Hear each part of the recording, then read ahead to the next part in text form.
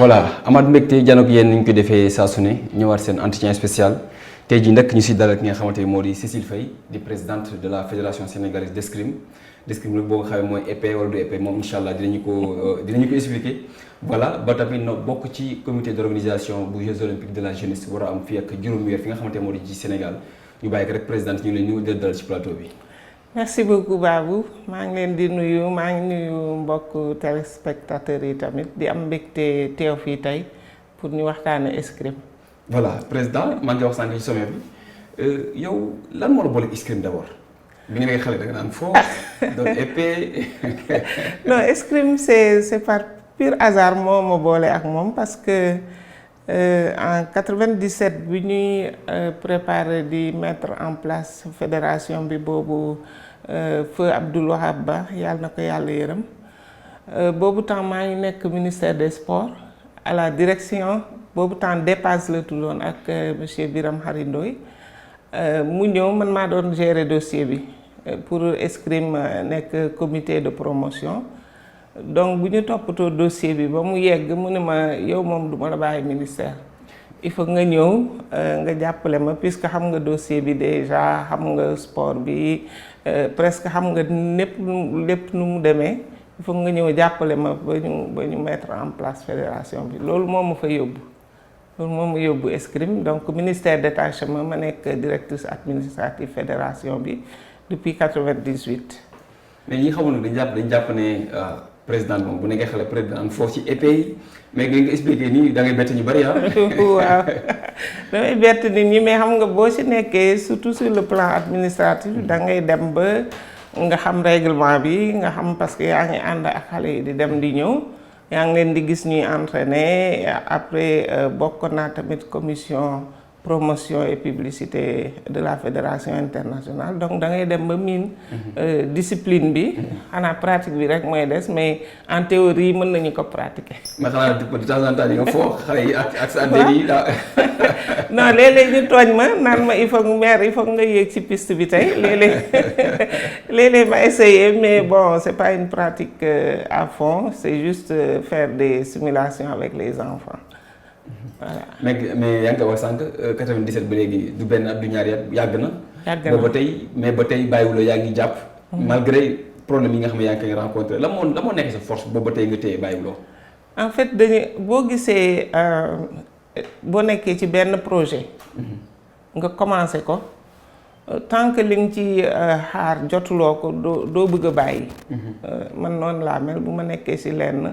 fixer objectif il faut que ma atteindre objectif boobu bu ci yàlla àndee ma soog a bàyyee ko ñeneen ñi moo tax booba tey maa ngi jàpp des fois day metti trop ngay am envie yegg sa kër rek teg lépp ci suuf mais boo xoolee li ci jot a daj da ngay naan il faut ma continuer ba ci kanam ma jàppale surtout man sama objectif léegi mooy jàppale xale yi ba ñu mën a jël relève bi waaw loolu moo fi bàyyi quoi gis xale boo xamante ne peut-être nañ ko ci raay bi. nga jàppale ko bu mu àgg fi nga xamante ne loolu moo fi bàyyi pour xale yi surtout xale yu jigéen yi ñu ñëw ci poste de responsabilité yi ñu mën a ñëw jël comme ni ñu jël xam nga ñun jékki-jékki wu ñu rek yegg si fu ñu yegg si tey. tout à fait donc il faut que ñooñu ñu xëcc leen ba.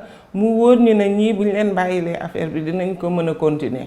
loolu daal man ci sama bopp loolu moo ma fi bàyyi ba tey. loolu moo fi bàyyi yaa ngi koy wax sànq xale jigéen ñi il faut ñu jël seen responsabilité ñëw ci li nga xamante moo di poste de responsabilité yi. yow yaa nekk maanaam 5e présidente fédération boo xamante ne jigéen.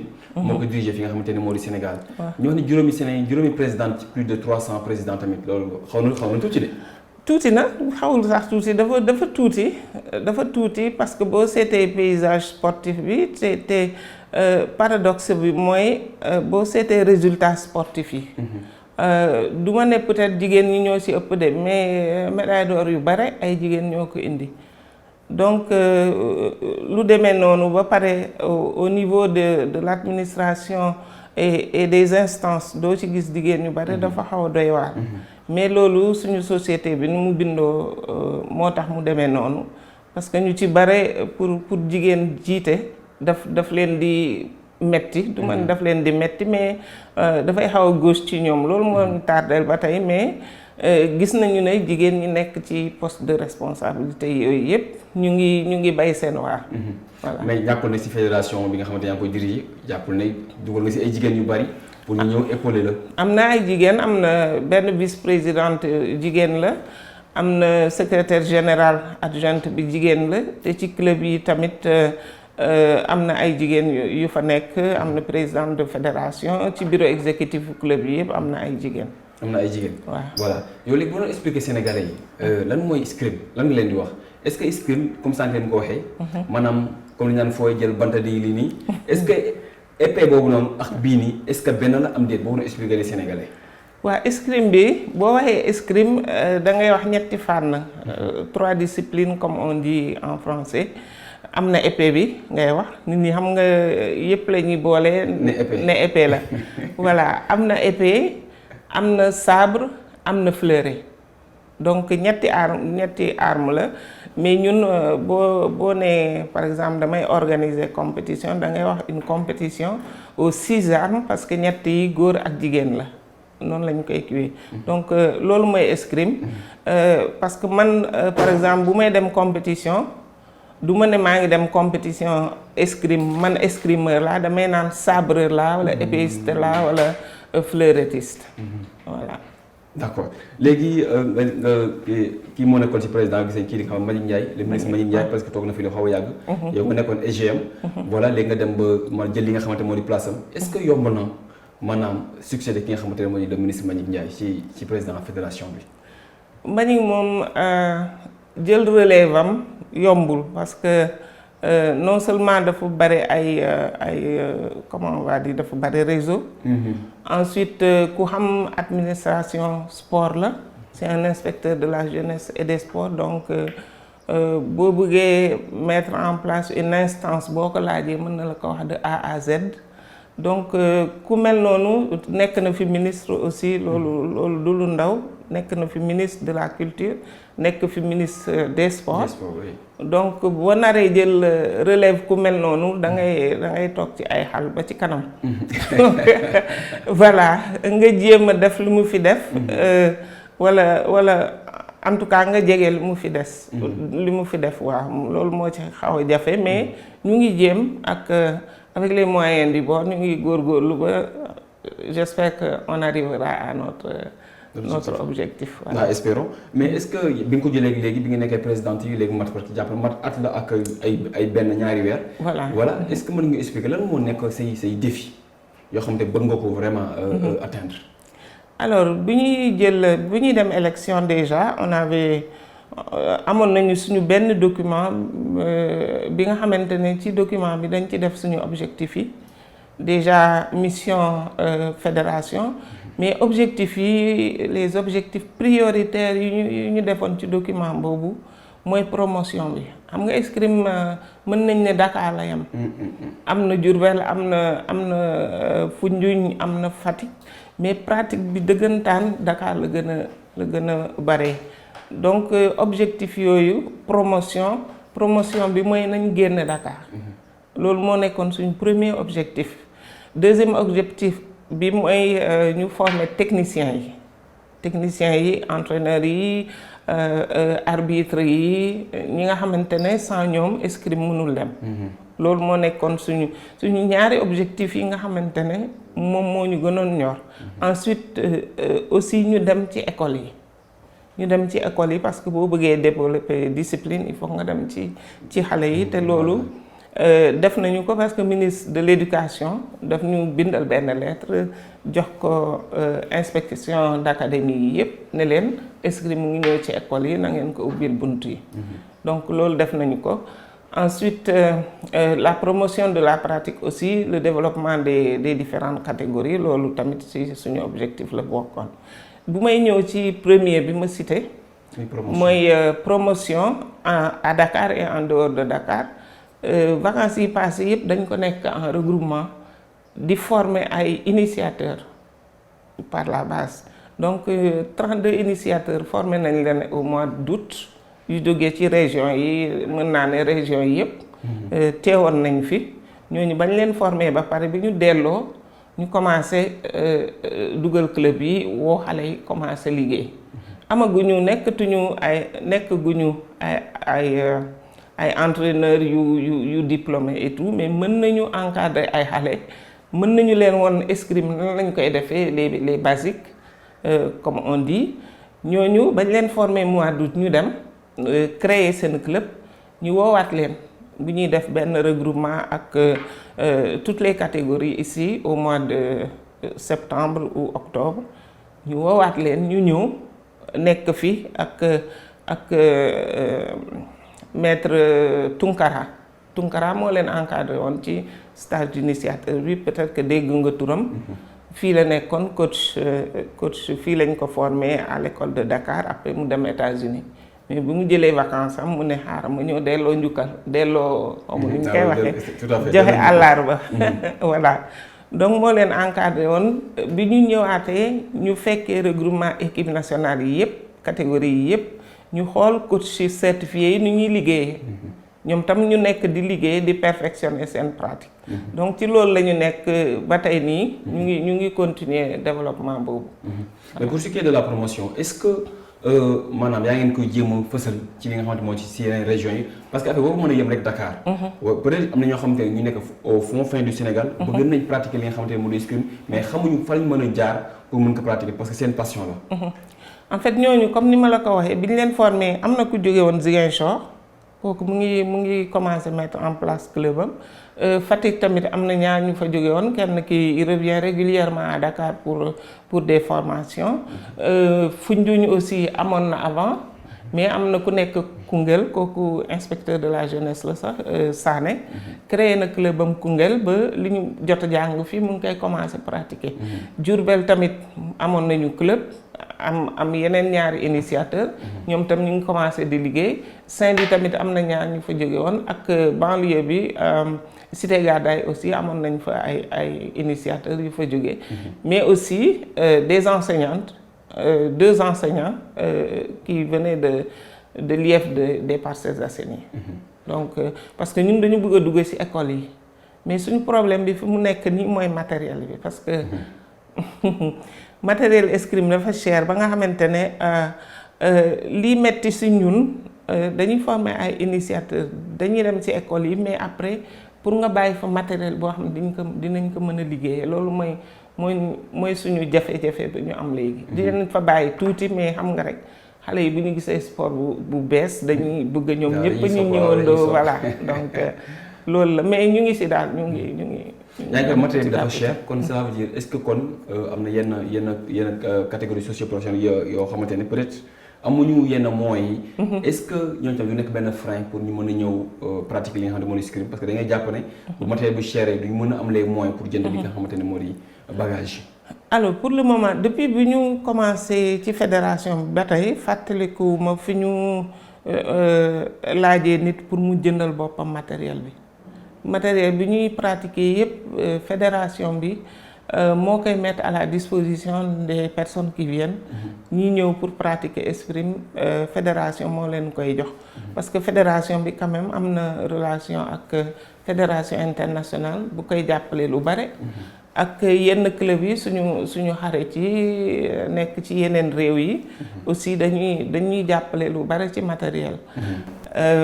escrimeurs yi dëkk ci dëkk yooyu tamit ñoom xam nga boo jëlee par exemple Union européenne dafay am benn moment boo xam ne ñu ne lii ce n'est plus valable dans l'Union européenne. Donc kenn waratul utiliser matériel boobu ñu def de la récupération. Donc ci yooyu la ñuy nekk daal ba nga xamante ne ku ñëw di nga am loo pratiquer, seulement du nekk sa yëfu bopp. Voilà. D'accord, mais léegi comment ça se passe li nga xamante ne moo di championnat bi naka lay dérouler, parce que de temps en temps wala dafa nekk par période la. wala ngeen ko def comme li nga xamante ne moom la basket wala football di dérouler li nga xamante ne moo di seen championnat, comment ça se passe? Alors ñun dañu am championnat comme ñëpp ni ñu ko amee, peut-être que communication bi moo xaw a des ci ñun. Mais samedi passé par exemple commencé nañu compétition championnat bi 2025-2026 on a démarré avec la petite catégorie. Catégorie bi nga xamante ne ñoom ñooy dem ci compétition yi.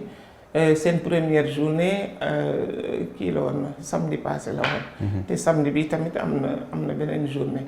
donc dañuy organiser championnat comme yeneen discipline yi. nga xamante ne par exemple bii passé armes yëpp la ñu defoon mais su fekkee ne inscription yi dañu bare ci benn arme boobu rek la ñuy def ci jour boobu ñu choisir. bu ñu defee journée yi ba mu jeex. À la fin, il y a une cérémonie de récompense des vainqueurs de la saison à chaque arme.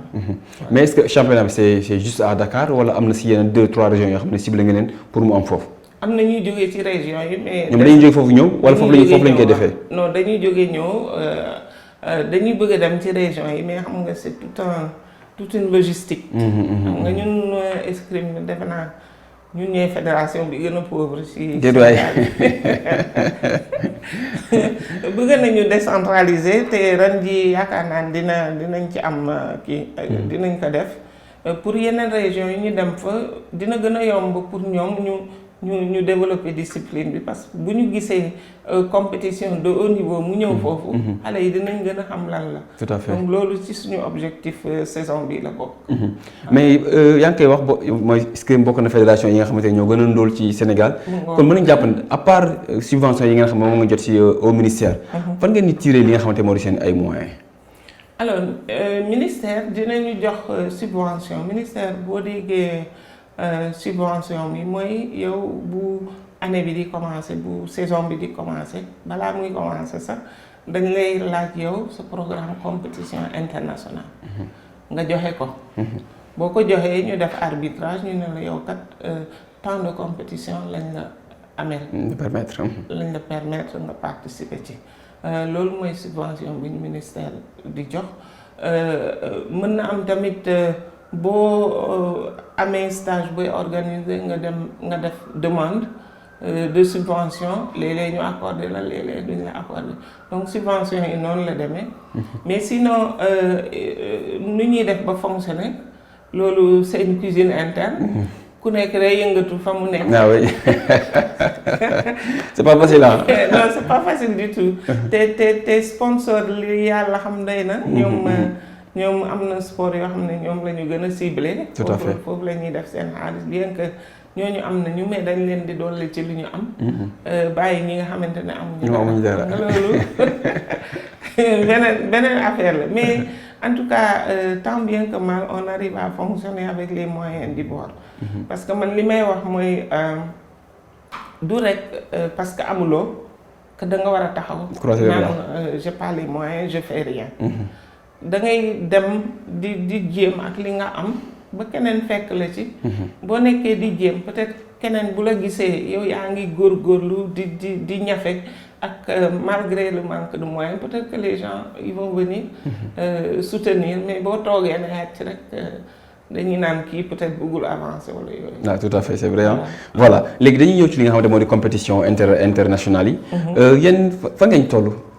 li nga xamante mooy compétition internationale parce que wax dëgg yàlla escrime nekk na benn discipline boo xamante c'est reconnu mondialement vraiment am na sax li nga xamante moo di JOJ yi. oui am na ci JOJ yi dinañ participer te ñu ngi ci préparation yi mais su may ñëw ci compétition internationale yi déjà suñu xale yi participer nañu ci saison bi dem nañu fi Tunisie dem ci Algérie loolu yëpp ministère moo ko financé. te ñun tam dañuy organiser ñaari compétition fii ci semaine bii di ñëw lay commencer c'est compétition internationale. oui compétition internationale une étape du circuit de la coupe du monde de sabre junior donc sabre junior coupe du monde bi dernière étape bi fii lañ koy organiser su ma nee dernière étape c'est parce que boo déggee coupe du monde 5 étapes la. continent bu nekk day am. benn étape. Afrique mooy à Dakar mooy dernière étape coupe du monde de sabre junior. ñun ñoo koy organiser. léegi bu ñu paree 5 étapes yooyu. ñu def sommation des points yi léegi ku ëppale point yow yaa nekk vainqueur de la coupe du monde. noonu lay demee. ak championnat d'Afrique junior aussi dañ koy organiser donc ñaari compétition yu tegloo la ñuy organiser à partir du 12. donc du 12 au 21 escrime ñoo ko yor fële à Dakar Arena. à Dakar Arena. voilà est-ce que mais ñu ngi j'espère que li nga xamante moo di compétition internationale yi. sa athlètes yi ñu ngi indi li nga xamante moo di les médailles. ñu ngi préparé de ñu ngi préparé. mais yi nga xamante jot nañ ci bokk ba pare. est-ce que ñaata médailles lañ ci bi nga fi sa. alors si 1 an yi nga xamante ne def nga ko fi. non ren jii nii bi ñu demee indeeguñu médaille nag parce que il faut dire que ces compétitions là de coupe c'est de haut niveau. Coupe du monde bi ñun pour le moment notre objectif c'est que les enfants aient l'habitude des compétitions internationales. c'est intéressant. donc moo tax ñun ñu ciblé petite catégorie mooy catégorie bi di compétir ci JOJ yi. ñoom boo seetloo depuis daaw ñoom la ñuy faral di yónnee ça leur sert de préparation ñu xool les pays avancés en matière d'escrime ni ñuy defee. ñu copier ci seen morom yi frotté wu ci ñoom ba nga xamante ne. bu ñu ñëwee fii dinañu mën a défendre seen couleur nationale yi. waaw. léegi rek on va parler li nga xamante moo di JOJ maa ngi koy wax sànq. li des bareetul maanaam juróom benn weer moo des ñu tàmbali li nga xamante moo di compétition bi. est-ce que seen pàcc li nga xamante moo di wàllu escrime bi est-ce que yéen pare ngeen pour défendre les couleurs du Sénégal pourquoi pas dem sax ba décrocher li nga xamante moo di une médaille. bëgg nañ ko de mais on est au mois de février doo ne pare nga. ñu ngi ci préparation yi ñu ngi ci dem bu baax ak ndimbalu comité olympique ak ministère des sports parce que boo seetloo dem nañu fi Chine. xale yi def nañu fa 2 mois et demi ou 3 mois escrime demoon na te xale yi demoon Chine bi ñu ñëwee boo leen gisee ñuy tirer en championnat nga xam ne ñi am na lu ñu fa jëlee. ñooñu demoon Chine ñoom ñoo demoon Algérie une partie. ñoom tam ñoo demoon en Tunisie donc ñun ñu ngi suivre bu baax xale yooyu ba vraiment compétition JOJ bi ñu ñëwee ñu mën a défendre couleur yi bu baax newuñu dinañ jël médaille de mais loolu mooy suñu objectif. parce que JOJ ña fay ñëw c'est des athlètes de très haut niveau parce que boo ci seetloo ñu ci bari bu ñu jógee JOJ dem JO dañuy am ay médailles. tout à fait voilà. donc ñooñu la ñuy taseel du question dañ leen ragal mais ku nekk da ngay xam fa nga toll. mais ñu ngi préparé wu daal pour affronter. mais presque président fédération yu bari yi ma interrogé. même réponse bi lañ ma jox. ne ñu ngi préparé wu mais mu ñu garantie li nga xamante ne moo di médaille bi. parce que ñi ñuy dajal c'est des compétiteurs de haut niveau yoo xamante ne ils ont de très bonne préparation. mu nekk tamit beneen jafe-jafe peut-être sénégalais duñ comprendre mais yéen ñi nga xam ne yaa nekk ci biir di ngeen xam li problème yi ngeen rencontré ci préparation bi entre autres. alors pourquoi ñuy wax loolu parce que li ñuy wax naan Jeux olympiques doo ko préparer en 1 an. ah non c'est impossible. et à plus forte raison en quelques mois donc préparation bi ñu war a préparer xale yi pour ñu dem Jeux olympiques moom la ñu amul du JOJ yi rek de. non c'est toutes les compétitions tous les jeux précédents auxquels on a eu à participer des Jeux olympiques ça se prépare sur une olympiade c'est-à-dire 4 ans. au moins.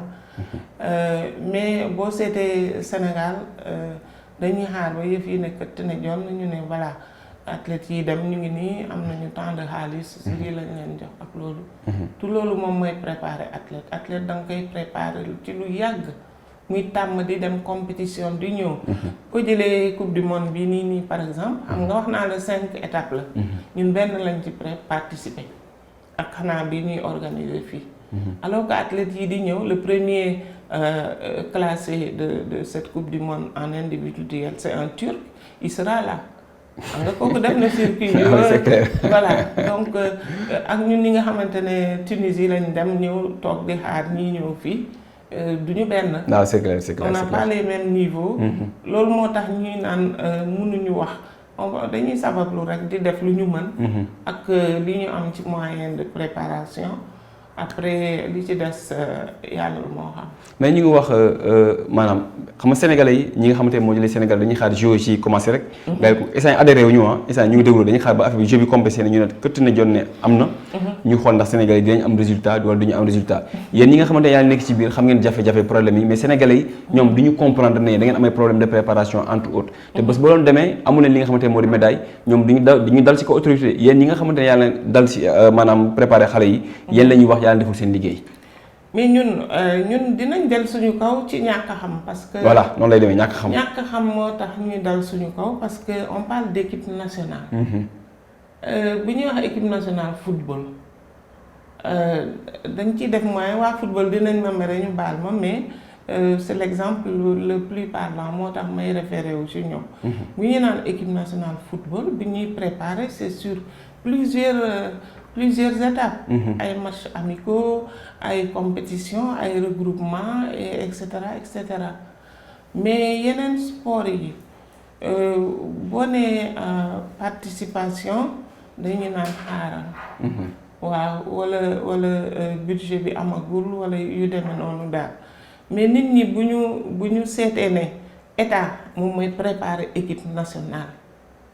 état mooy préparer équipe nationale fi mu ne nii fii JOJ COJOJ bi ñu nekk nii comité d'organisation bi du moom mooy préparer athlètes yi ñun organisation compétition yi la ñuy préparer gestion des athlètes des équipes et des fédérations état bi moo koy def mooy ministère des sports CNOS jàppale ko.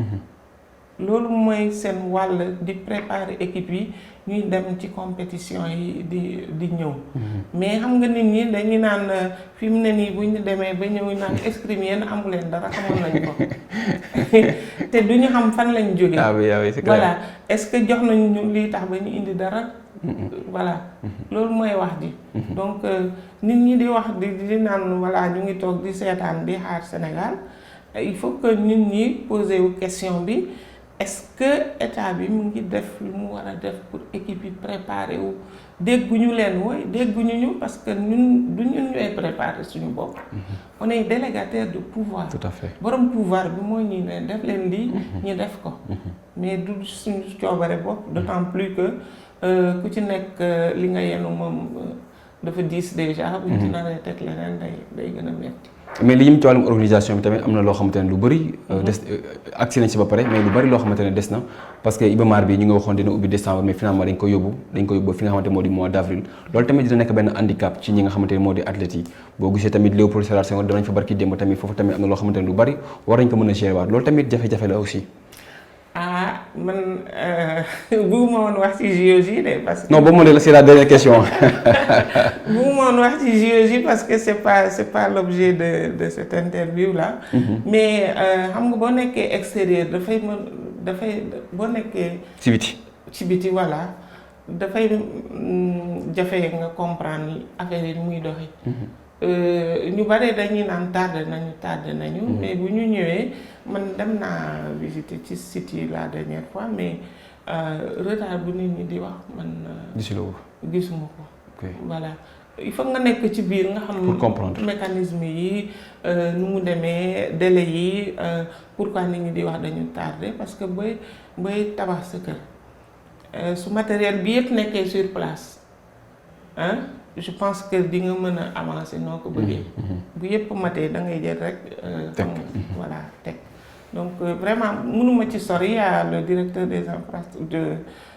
des opérations war nga ko inviter sax comme ça. non dina ñëw instant mu ngi Italie mu ngi Italie voilà am naa rendez-vous ak moom sax. comme ça mu calmer nit ñi.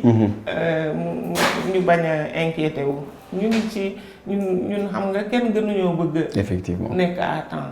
ci jeu yi donc voilà loolu daal laa ci mënoon wax. d'accord président di la remercier di la bàyyi nga def le mot de la fin te tàggatoo ak ñi nga xamante moom les téléspectateurs. vraiment maa ngi leen di gërëm ci ñëw bi ngeen ñëw fii loolu barewul ñu koy def ngeen déplacé wu ñëw ba fii. mënoon ngeen ma wax rek ma ñëw. mais seen générosité moo tax ngeen ñëw ba fii pour permettre ma wax nit ñi ñu gën a xam escrime bi. et dama ci profiter pour inviter leen à partir du 12 à Dakar Arena ngeen ñëw xool escrime de haut niveau ni ñu koy organiser. Ça nous permet aussi ñun ñu préparer suñu techniciens yi parce que fédération bu nekk yaay organiser sa compétition. ci JOJ avec l'appui bien sûr du comité d'organisation. voilà moo nekkoon Cécile Faye nekkoon président de la fédération sénégalaise d'escrime di ko remercier bu baax lu muy dalal fi nga xamante ne moo di ci bureau doon waxtaanee li nga xamante ne moo di escrime di leen remercier yéen tamit nekkoon seen kër d'instant li nga xamante ne moo di entretien spécial bi di leen jox rendez-vous très prochainement jaa ngeen jëf.